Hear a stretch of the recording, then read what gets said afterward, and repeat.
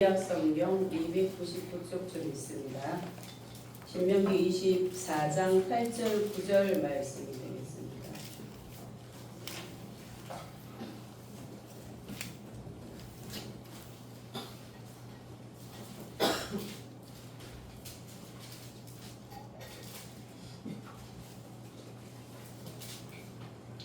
(8절과 9절) 말씀 같은 목소리로 합독하겠습니다. 시작. 너는 문들에 대하여 삼가서 레위 사람 제사장들이 너희에게 가르치는 대로 내가 힘써다 행하되 곧 내가 그들에게 명한 대로 너희는 주의하여 행하라. 너희가 애굽에서 나오는 길에서 내 하나님 여호와께서 미디안에게 행하신 일을 기억할지니라. 아멘. 기도하겠습니다. 우리를 변함없이 사랑하시는 하나님, 이 무더운 여름에 아버지 하나님 주여 우리가 건강하여 우리 하나님께서 함께 하심으로 이렇게 건강한 모습으로 또한 예배의 자리에 함께 할 수 있도록 하나님 돌봐주신 주님 감사합니다. 아멘. 하나님 이것이 너무나 아버지 우리가 당연하게 받아들일지 모르지만 하나님 당연하지 않을 때도 있다는 것을 아버지 하나님 저희들이 생각할 때에 감사하지 않을 수 없습니다. 이 시간도 하나님 주여 은혜를 삼아하는 마음으로 나온 저희들을 우리 하나님 기뻐받아 주옵시고 우리의 삶이 날마다 하나님께로 더욱더 가까이 가게 하시고 하나님 중심으로 갈 수 있도록 하나님 우리에게 믿음을 더하여 주옵소서. 오늘도 아버지 하나님 심히 어려운 가운데 사경을 헤매고 있는 그런 아버지 성도도 있습니다. 우리 하나님께서 그곳에 찾아가 주시고 만나 주시고 주님 치료하여 주시어서 하나님 아버지 다시금 일어날 수 있는 은혜와 축복을 허락하여 주시옵소서. 아멘. 그래서 이번 기회를 통해서 하나님과의 관계가 다시 회복되고 믿음 안에서 함께 신앙생활 할 수 있도록 은혜와 축복으로 함께하여 주옵소서. 아멘. 말씀을 통하여서 하나님께서 하시고자 하시는 말씀만 드러나는 귀하고 복된 시간 되게 하여 주실 줄 믿고 감사드리며 거룩하신 예수님의 이름으로 기도드리옵나이다. 아멘. 할렐루야. 아멘. 네, 오늘 말씀의 제목은 공동체를 지키는 힘이라는 그런 말씀의 제목이 되겠습니다. 네, 우리가 살아가는 세상에는 사람들이 모이는 그런 공동체가 여러 종류 있습니다. 가정 공동체에서부터 학교, 또 직장, 각종 모임, 또 우리 교회 공동체까지 이제 여러 종류의 공동체가 있습니다. 이 공동체는 각 나름대로 특성이 다 있는 그런 모임이죠. 그러나 이 모든 공동체에 또 공통적인 부분이 있는데 그것은 바로 질서가 잘 유지될 때에 아름다운 공동체로 오래 지속될 수 있다는 그런 공통적인 부분이 있습니다. 오늘 우리가 읽었던 이 오늘 읽었던 이 말씀은 이스라엘 백성들이 거의 다 40년을 마치고 이제 출애굽 2세대들에게 이제 이 말씀 모세가 그동안 하나님께서 주신 그 율법을 다시 재해석해 주시는 그런 내용인데요. 이 본문이 레위기서에 다 나와 있는 그 내용을 다시 한번 이렇게 짚어주고 있는 것입니다. 레위기서에 보면 이 나병에 대한 게 나와 있는데 이 나병은 우리가 생각하는 거는 요즘으로 말하면 그거 한센병 그거 한 가지뿐만 아니라 악성 피부병도 여러 가지 또 곰팡이에 의해서 있는 그런 병 여러 가지 이제 피부병이 여기에 또 다 포함이 된다고 볼 수가 있습니다. 이런 것이 발생했을 때에 공동체 생활에서 어떻게 이런 것을 처리를 해야 되는지 그런 규정에 대한 말씀인데요. 그 말씀을 하신과 동시에 구절에 보면 하나님께서 또 전하시고자 하는 메시지가 있다는 것을 알 수가 있습니다. 레위기에 나오는 그런 말씀을 이제 말씀하시면서 레위 사람 제사장들이 너희에게 가르치는 대로 내가 힘써다 행하되 곧 내가 그들에게 명한 대로 너희에게 주의하여 행하라. 그렇게 말씀하고 있습니다. 이 문둥병에 대해서 이제 말씀하시는 그런 건데, 만약에 이런 문둥병이 발생을 했을 때, 그랬을 때에 어떻게 하라고요? 레위 사람 제사장들에게 너희 몸을 보이라 하겠습니다. 제사장들은 이때 나병에 대한 그 부분에 대해서 제사장들이 질병이 생겼을 때 그걸 잘 보고 그 모양이라든지 그걸 잘 보고 나서 이거는 문둥병이다 라고 판정을 내려주는 거예요. 그걸 제사장이 담당을 했던 겁니다. 그리고 다 치료가 만약에 받았을 경우에는 이거 치료됐다라고 판정을 해주는 사람도 제사장이에요. 그래서 말씀을 하고 있는데, 그러니까 제사장이 이 부분에 대해서, 이 질병에 대해서는 전적으로 그런 어떤 권한을 가지고 있고, 또 제사장이 이런 어떤 판결을 잘 내렸을 때에만 이 사람이 자유할 수가 있었던 거예요. 문둥병에서 자유할 수가 있었던 겁니다. 요즘 우리 시대로 말하면 이런 판정을 보는 제사장이 바로 의사 판정에 따라서 결정이 내려지니까 의사의 진단서와 같은 효력을 지냈던 거죠. 이 나병을 보면은 히브리어로 짜라아트라고 하는데요. 이는 단순히 현대 한센병 그것뿐만 아니라 아까 말씀드린 여러 가지 피부 질환도 포함이 되지만, 또 집에 있는 이불이라든지 또는 집안에 어떤 곰팡이 균이 있을 때, 그랬을 때도 이제 제사장의 이런 판결을 받아야 하는 그런 겁니다. 제사장은 그것을 보고 부정결하다라고 이제 결정을 내리면 그 사람은 격리된 삶을 살아야 되는 거예요. 그리고 정결 의식을 통해서 그냥 깨끗해질 수 있겠다 하는 것은 정결 의식을 행하는 그 일을 했던 겁니다. 그래서 이 판결은 굉장히 엄격하게 이제 다루어졌던 거죠. 그런데 구약에서 그 나병 같은 경우에는 일반 어떤 질병보다 굉장히 중요하게 다뤘는데, 그 이유가 바로 피부보다 깊숙한 곳에서 발생해서 이 전염성이 강한 그런 어떤 문둥병이 있기 때문에 이 공동체 생활에서 그걸 너무 중요하게 여겼던 것입니다. 왜냐하면은 이것을 이제 그 문둥병을 일반적인 그런 재해 속성과 비슷하다라고 그렇게 해석을 한 것입니다. 다른 질병과 이렇게 좀 다르게 해석을 했던 거죠. 환자로 일단 판결이 되면 가족이나 친구나 또 성소에도 들어갈 수가 없었습니다. 그래서 단절된 그런 공동체 그런 삶을 살아야 했는데, 그러다 보니까 이 나병으로 문둥병으로 간주가 되면, 그러면 그때부터는 어떻게 해야 됩니까? 격리도 되지만 지나가다가 저기 사람들이 보인다 하면은 그때부터는 부정하다 이걸 외쳐야 했던 거예요. 그러면은 그쪽 상대방이 가까이 오지 않는 거예요. 가까이 오지 못하도록 사람이 보였다 그러면 멀리서도 부정하다 그런 말을 하고 다녀야 했습니다.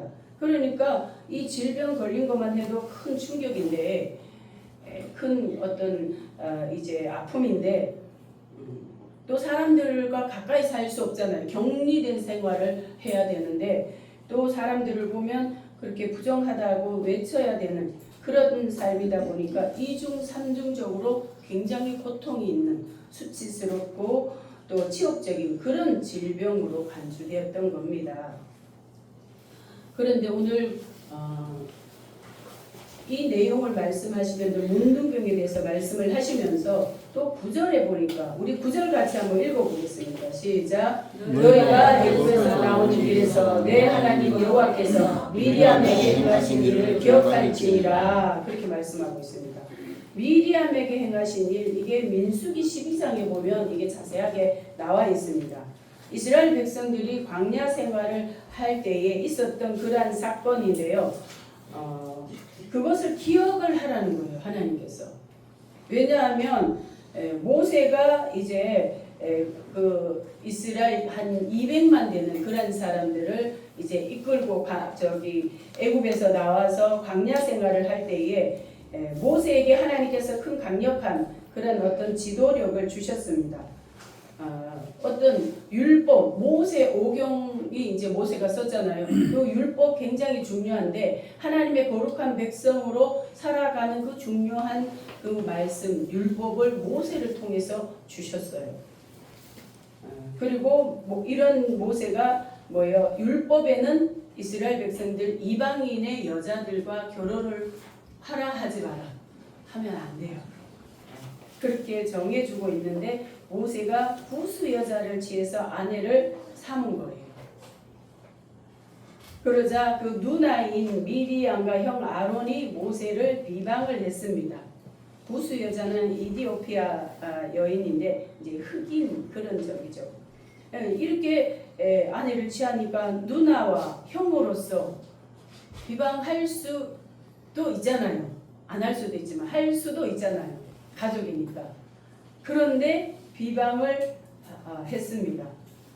그런데 그 내용을 보면 그것을 빌미로 잡기는 했지만 근본 뜻은 그게 아니에요. 왜 이방 여인하고 결혼하니?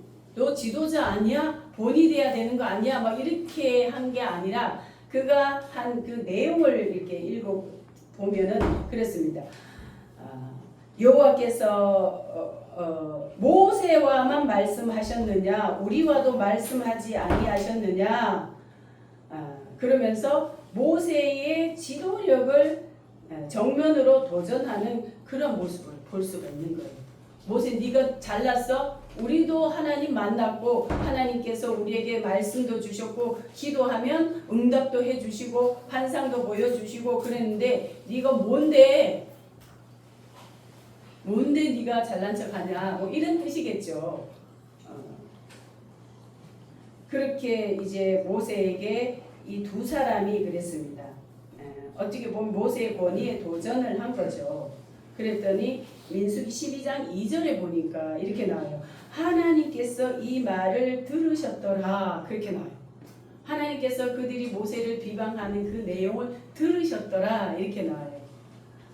하나님의 귀에 몹시 거슬렸다는 뜻인 거죠.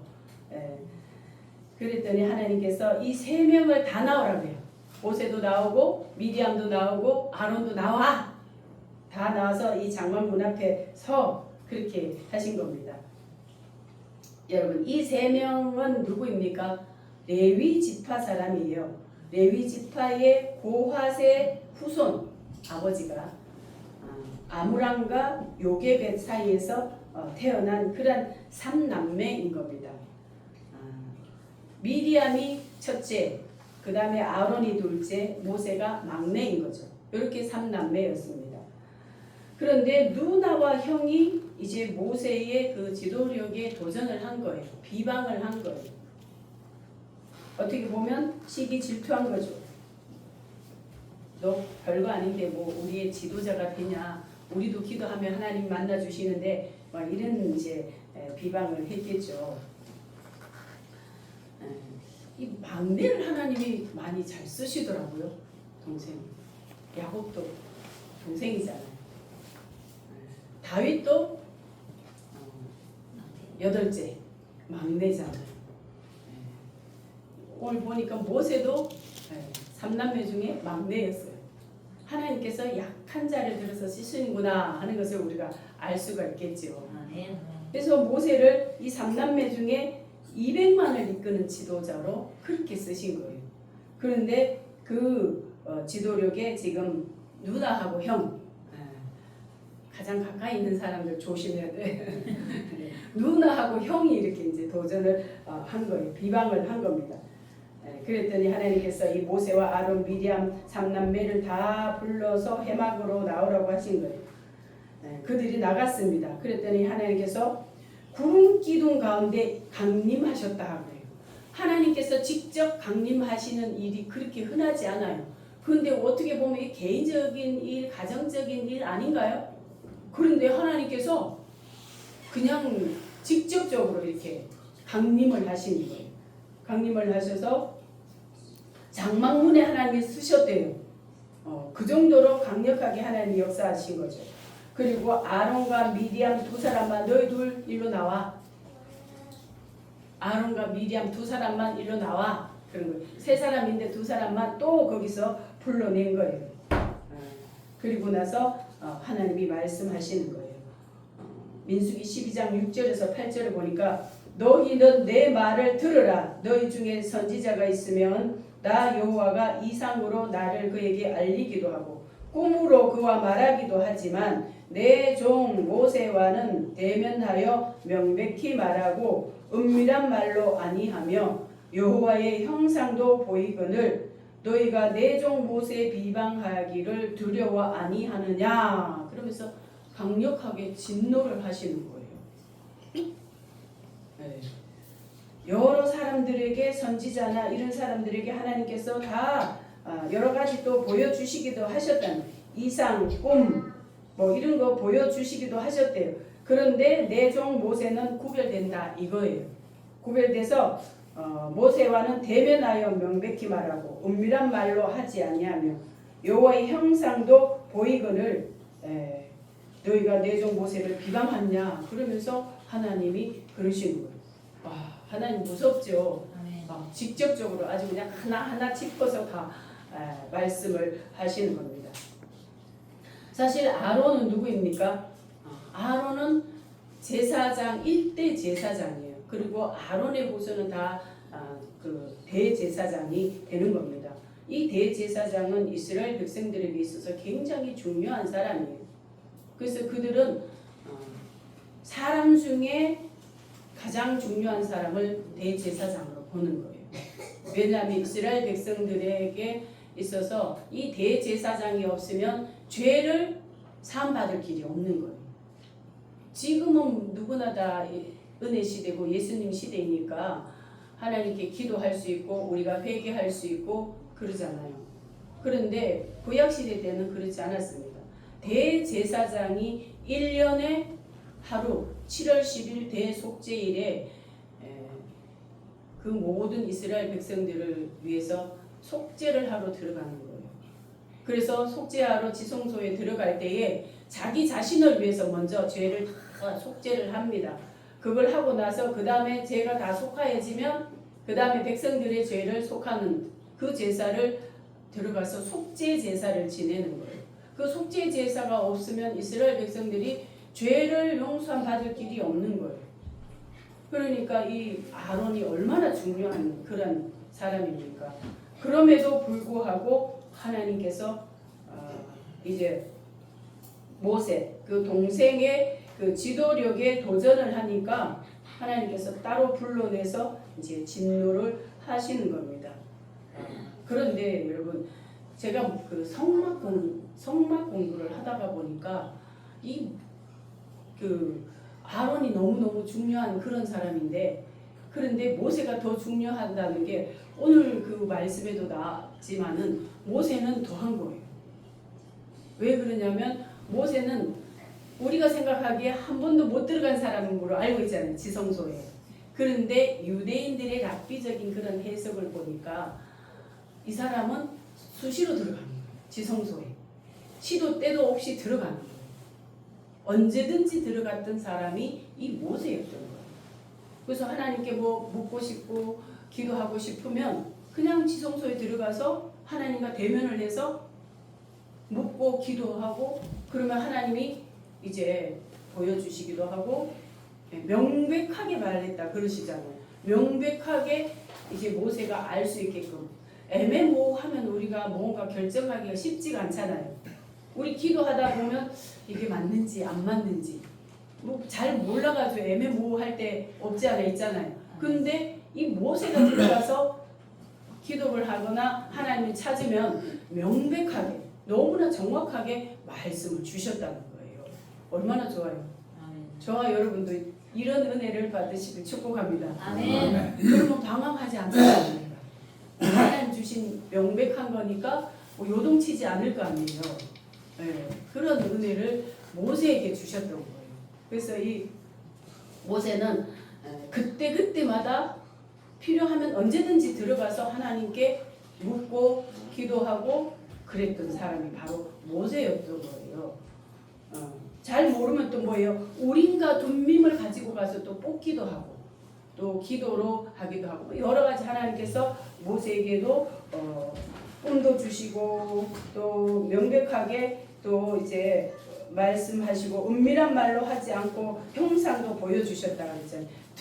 비록 등이기는 하지만 형상도 하나님의 형상도 본 사람은 모세밖에 없는데 그 등 모습을 보게 되는 겁니다. 그래서 하나님께서 그런 말씀을 하시면서 이렇게 모세는 너희들과 달라라는 것을 이렇게 표현을 해준 것입니다. 이렇게 하나님께서 그들 앞에 둘이 세워놓고 진노를 하신 다음에 구름 기둥과 함께 순식간에 떠나가신 거예요. 그리고 나니까 미리암이 순식간에 그 얼굴에 문둥병이 걸려버려요. 하얗게 된 거예요. 문둥병이 걸려가지고. 얼마나 충격을 받았겠습니까? 이 문둥병이 워낙에도 심각한 병인데다가 하나님께서 직접 오셔서 그냥 문둥병을 그냥 내리신 거예요. 진노하시고 나서. 이 모습을 본 아론이 너무 충격을 받아서 그냥 동생에게 납작 엎드려서 간청하는 겁니다.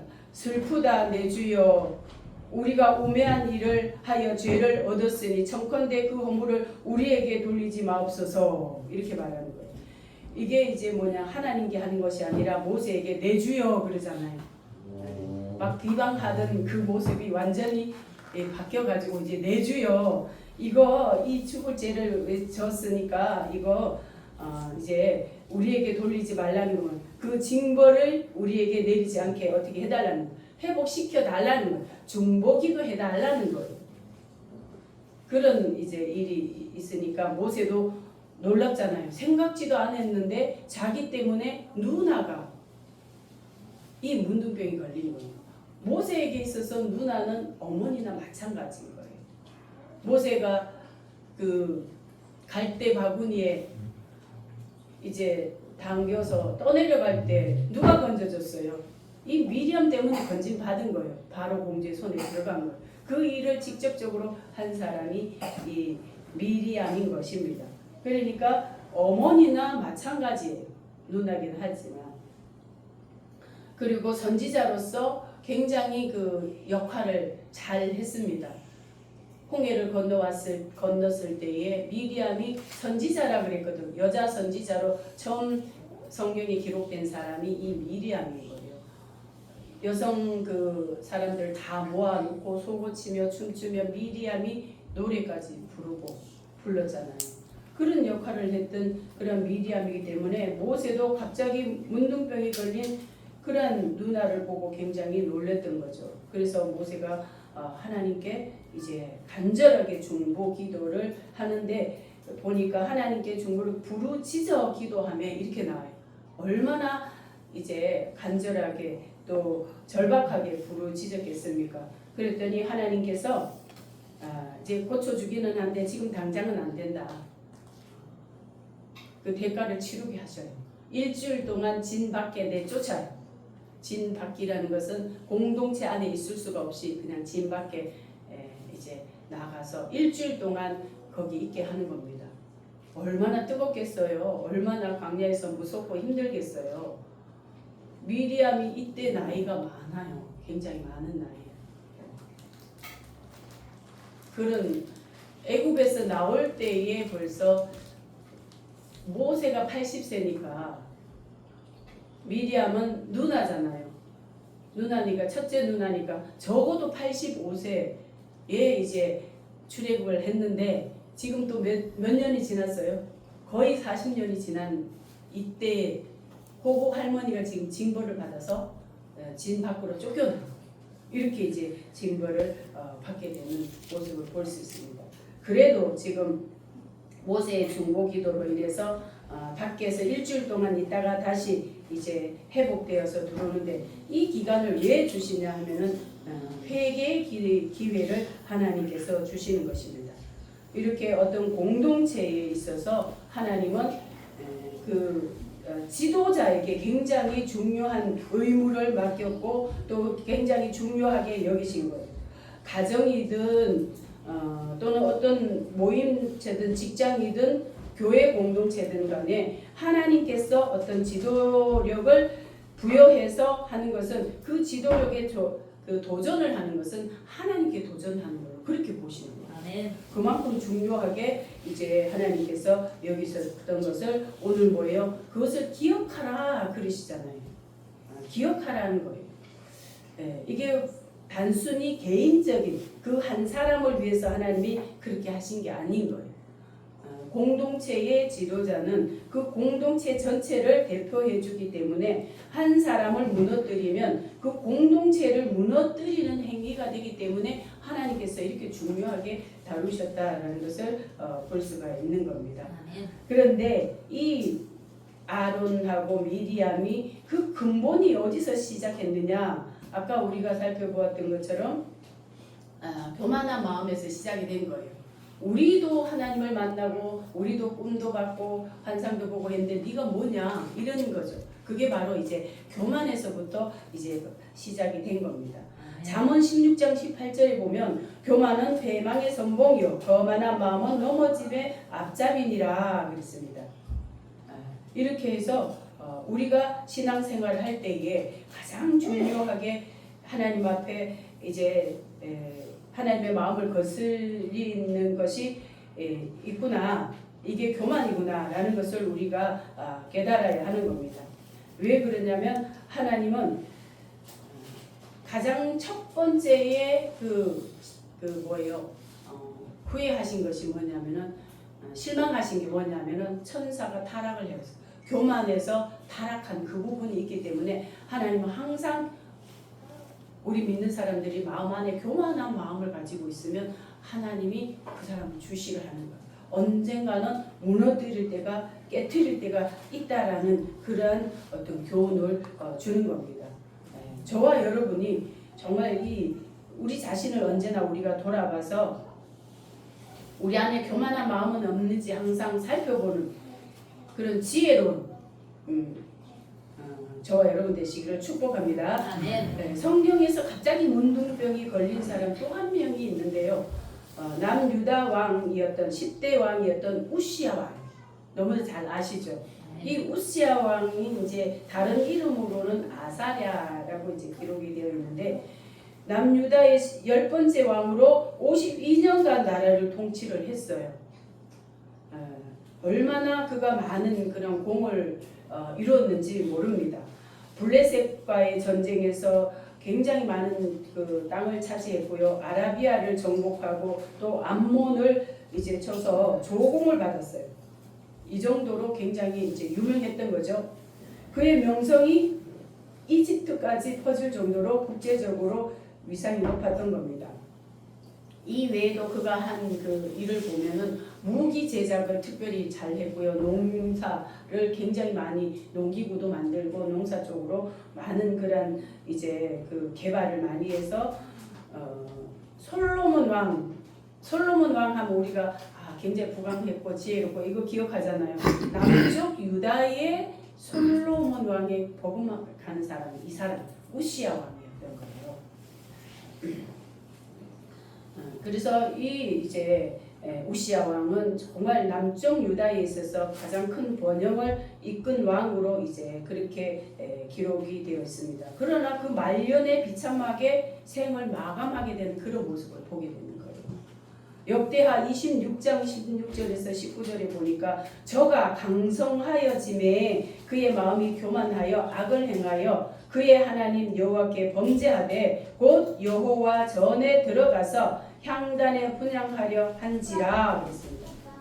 교만한 마음이 어느 날 드는 거예요. 나 외에는 누구도 없구나. 그래서 하나님의 그 성전 지성소에는 아무나 못 들어가잖아요. 대제사장만 들어가고 이 모세 특별히 이제 들어갈 수 있는 사람인데 이 사람이 왜 교만한 마음이 들었었겠어요? 너무나 잘 되니까 하는 일마다 잘 되고 징벌은 없고 그러니까 이 교만한 마음이 들어서 제사장들만 들어갈 수 있는 데를 자기가 들어가서 분향을 하려고 한 거예요. 거기 가서 행패를 부린 것도 아니고 나쁜 말을 한 것도 아니고 하나님께 제사를 드리려고 한 거예요. 그런데 그 마음 안에 뭐가 들었냐가 중요한 거죠. 하나님. 우리 심장 폐부까지 다 보시는 하나님. 겉으로는 얼마나 좋아요. 분향하러 들어갔으니까 좋은 일이잖아요. 그 마음에 뜨거운 마음이 뭔가가 있었으니까 그런 마음으로 들어갔을 거 아니에요. 그런데 하나님은 그 마음을 보시고 그 안에 교만이 있다는 걸 보시고 하나님께서 징벌을 내리셨어요. 이때 제사장들이 옆에 있던 같이 근무하던 그런 제사장들이 용맹한 사람만 80명 들어가서 말렸어요. 80명이 들어가서 우시야 왕을 제사 못 드리게 한 거예요. 그랬더니 이 우시야가 손으로 향로를 잡고 분향하려 하다가 화를 내니 그랬습니다. 그가 제사장에게 화를 냈다니. 그럴 때에 전안 향당 곁 제사장들 앞에서 그의 이마에 나병이 생긴지라. 그렇게 말씀하고 있어요. 막 화를 내고 그 말리는 그 제사장들 앞에서 막 이제 혈기를 부린 거죠. 한마디로 하나님인데 제사 지내는데 니들이 뭐야 막 이렇게 했겠죠. 그럴 때에 갑자기 그냥 그 이마에 문둥병이 걸리게 된 겁니다. 사람은요 이렇게 모든 일이 다 잘 되면 교만하기가 쉬운 거예요. 자기가 잘나서 훌륭해서 모든 것이 다 잘 되는구나 라고 우리가 착각하기가 쉬운 겁니다. 그래서 이 교만한 거 하나님께서 항상 제일 경계하는 게 이 교만이라는 것을 우리가 알아야 됩니다. 나병 환자는 이렇게 특별히 격리시키는 이유가 전염성도 있고 공동체를 오염시킬 그런 우려가 있지만 육체적인 것으로 볼 때는 그렇지만 더 중요한 게 있습니다. 더 중요한 게 뭐예요? 회개하라는, 격리시키는 동안 회개를 하라는 겁니다. 미리암은 회개를 했는지 들어오게 됐잖아요. 그런데 이 우시야 왕은 못 들어와요. 남은 여생 별궁에서 살다가 그냥 비참하게 죽는 그런 모습을 보게 되는 것입니다. 공동체는 누구 한 사람만 잘한다고 유지되는 것이 아닙니다. 공동체 전체가 질서를 소중히 여기고 겸손한 마음으로 서로를 섬기고 마음을 합할 때 건강하고 사랑이 넘치는 그런 공동체가 되는 거예요. 그리고 미리암이 뭐예요? 주동자잖아요. 주동자. 한 사람으로부터 시작된 것이 큰 그런 공동체의 위기를 초래할 뻔했던 것. 하나님께서 이렇게 강력하게 안 하셨으면 또 그게 번져서 어떻게 됐을지 모르죠. 그런데 이제 하나님께서 본을 보이신 겁니다. 이렇게 공동체 생활에서는 나 한 사람이 이렇게 중요한 거예요. 나 한 사람 별거 아닌 것 같지만 나 한 사람이 너무너무 중요한 거예요. 가정에도 마찬가지잖아요. 가정에 한 사람이 잘하면 그 가정을 세울 수도 있고 잘못하면 그 가정 파괴시킬 수도 있고 깨뜨릴 수도 있고 무너뜨릴 수도 있는 겁니다. 그만큼 우리는 한 사람이 굉장히 중요한 거예요. 그래서 공동체의 일원으로 우리가 있을 때는 우리가 나만 싫으면 안 은혜, 내 어떤 생각이나 기분이나 감정이나 이거를 가장 중요시하고 그것에 좌우될 것이 아니라 공동체의 일원이구나 하는 것도 우리가 항상 염두에 둬야 되는 거예요. 내가 잘못하면 이 공동체의 분위기를 흘러뜨릴 수도 있고 내가 잘하면 이 분위기를 같이 연합을 해서 함께 좋은 그런 분위기로 끌고 갈 수도 있고 이런 것들이 나 한 사람에게 달려 있을 수도 있다는 겁니다. 그래서 우리가 공동체 안에서 우리가 연합해야 될 일이 있을 때는 우리가 적극적으로 연합을 하는데 앞장을 서야 되는 거예요. 나는 싫어, 나는 못해, 뭐 이런 식으로 내 개인적인 것만 생각하고 빼면은 그러면 하나님이 보실 때 어떻게 보실까요? 그건 극히 이기적인 거거든요. 그래서 공동체의 일원으로 살 때는 우리가 공동체도 생각하고 나 개인도 물론 생각하고 책임은 무엇이 있는가, 내가 감당해야 될 의무는 없는가, 이런 것들을 우리가 잘 살펴보는 것도 우리가 신앙생활 잘 할 수 있는 그런 어떤 비결이 되는 겁니다. 이런 모든 것들을 통해서 하나님은 우리의 개인의 믿음을 평가를 하시기 때문에 그런 겁니다. 문둥병에 대해서 누가복음 17장에도 또 이제 나오는 부분이 있습니다.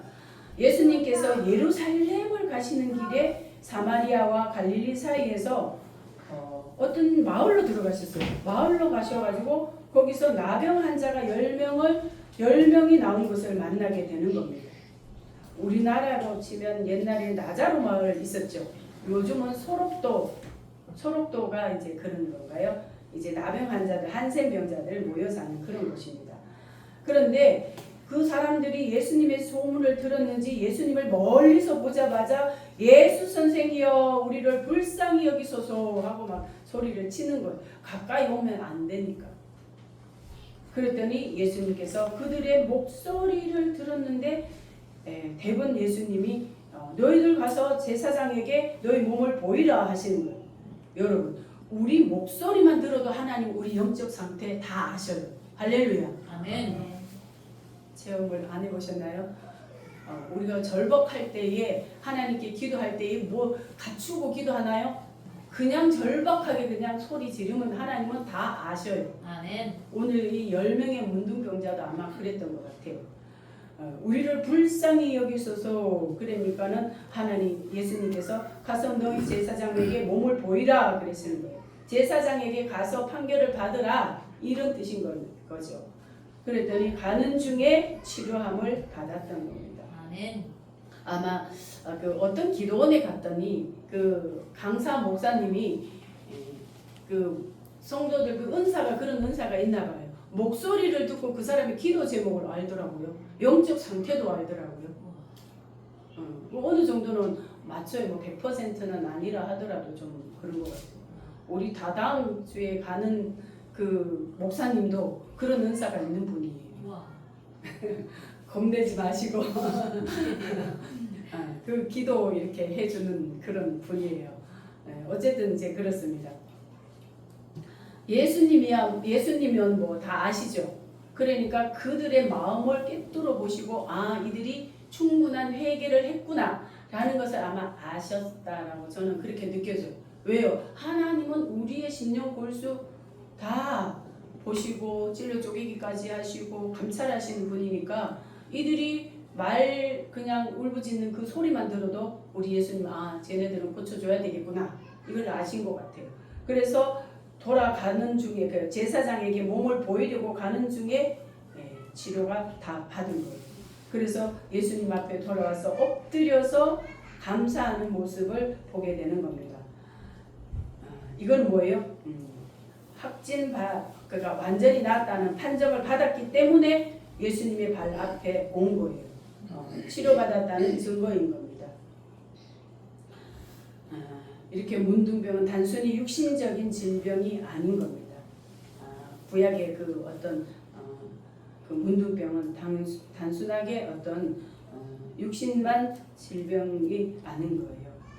이것은 영적인 문둥병도 같이 말씀을 주고 있는 겁니다. 이런 육신의 문둥병을 통해서 우리의 영적인 문둥병은 걸리지 않았는지 그런 걸 말씀해 주시는 거예요. 이 문둥병의 특징은 뭐예요? 잠복기가 오래 간다는 거예요. 7, 8년에서 10년 이상 돼야 그게 드러난다는 거예요. 그리고 이 문둥병은 감각이 없어지는 거잖아요. 감각이 사라지는 그런 무서운 병이잖아요. 이게 우리가 영적으로 하나님 앞에 영적인 문둥병이 걸릴 수도 있다는 거예요. 오랫동안 습관적으로 살아왔던 그런 죄성, 또 감각이 없는 거예요. 감각이 없어지는 거예요. 영적인 감각이 무뎌져 버리는 거예요. 그러면 결국에는 뭐예요? 결국에는 문둥병의 결과는 바로 그런 거 아니겠습니까? 그런 것을 말씀해 주고 있는 것입니다. 그러므로 저와 여러분은 나 한 사람이 굉장히 중요하고 공동체 생활을 하는 가운데 내가 영적인 그런 문둥병이 걸렸는지 우리 자신도 잘 봐야 되고 또 내가 감당해야 될 그런 일을 잘 감당한 책임과 의무를 잘 감당할 때 깨어있는 그런 이제 신앙이라고 볼 수가 있는 겁니다. 공동체를 지키는 힘은 누구 한 사람의 힘이 아니라 여러 사람이 함께 모여서 같은 마음으로 함께 신앙생활하고 서로를 위해서 기도해주고 서로 살피고 이런 가운데에 건강한 공동체가 오랫동안 유지될 수 있다는 그런 어떤 교훈을 주고 있는 겁니다. 저와 여러분이 먼저 우리 자신 정말 하나님 앞에 내가 영적인 그런 둔한 그런 문둥병은 없는지 우리가 잘 말씀에 비춰봐서 잘 살펴보시고 또 우리 사랑하는 공동체 안에서 그런 사람은 없는지 우리가 살펴서 기도해주고 그런 하나님을 보실 때에 성숙한 그런 신앙인 다 되시기를 주님의 이름으로 축복합니다. 함께